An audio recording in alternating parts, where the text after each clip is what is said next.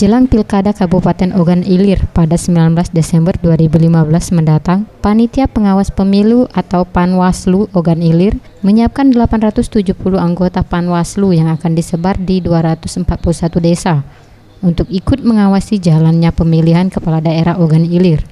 Menurut Samsul Alwi, Ketua Panwaslu Ogan Ilir yang ditemui Senin 27 Juli 2015 mengatakan, pihaknya telah menyiapkan 870 pengawas yang akan disebar di 241 desa di wilayah Kabupaten Ogan Ilir. Oh ya, kita di tingkat kabupaten itu 3 orang, ketua 1 dan 2 anggota, ditambah tenaga sekretariat tentunya, ada kepala sekretariat, kemudian bendahara dan seluruh tenaga sekretariat, termasuk tenaga pendukung. Di tingkat kecamatan juga ada 3 orang, ketua dan 2 anggota, dan di tingkat desa itu nanti kita akan bentuk panitia pengawas pemilu lapangan, PPL namanya, di tingkat desa dan kelurahan, dan di TPS nanti ada pengawas TPS.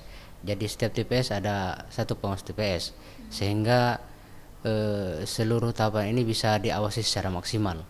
Kira-kira berapa jumlahnya secara keseluruhan 3 kabupaten ditambah 16 kecamatan jadi 48 orang, kurang lebih itu 870. Ya, sesuai pengawas TPS itu sesuai dengan jumlah TPS, dan PPL itu sejumlah desa dan kelurahan, yaitu 241 desa dan kelurahan di Kabupaten Ogan Ilir ini.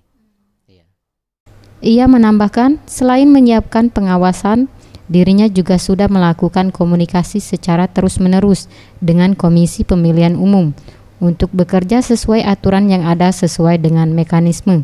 Izalisati, Setiawan Rizky, Sriwijaya TV.